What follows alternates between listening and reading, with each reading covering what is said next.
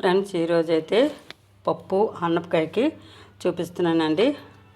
ఆనపకాయ ముక్కలు, ఒక గుప్పుడు పెసరపప్పు అండి, అలాగే ఉల్లిపాయ ఒకటి, పచ్చిమిరపకాయలు, పండు మిరపకాయలు ఒక 3, అలాగే చిన్న చింతపండు, ఎల్లుల్లి రమ్మలు, కొంచెం నీళ్ళేసి ఉడికించి పెట్టుకుందామండి. ఇది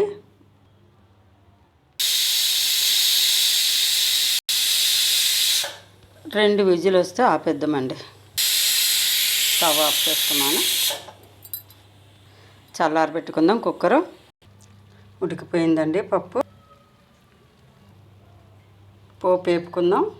పోపు వేగిపోయిందండి.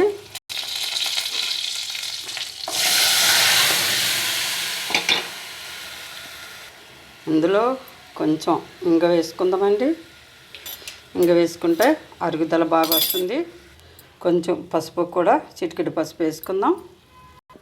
తగినంత ఉప్పుని వేసుకుందామండి. ఉడికించి పెట్టుకున్న తర్వాత మనం ఉప్పు వేసుకుంటే ఎక్కువ ఉప్పు పట్టదండి. కొంచెం ఉడికించి పెట్టుకుందాం. మనం కారం వేయలేదండి, పసుపు వేసాం. అందులో పండుమిర్చి వేసుకున్నాం కదా, ఎండుమిరపకాయ పోపు వేసుకున్నాం కదా, సరిపోతుందండి. ఫ్రెండ్స్, లైక్ చేయండి ఫ్రెండ్స్, సపోర్ట్ చేయండి. మీ సపోర్ట్ వల్ల ఈ ఛానల్ ముందుకెళ్తుంది ఫ్రెండ్స్. బాయ్ అండి. ఒక్క లైక్ అయితే ఇవ్వండి ఫ్రెండ్స్. బాయ్.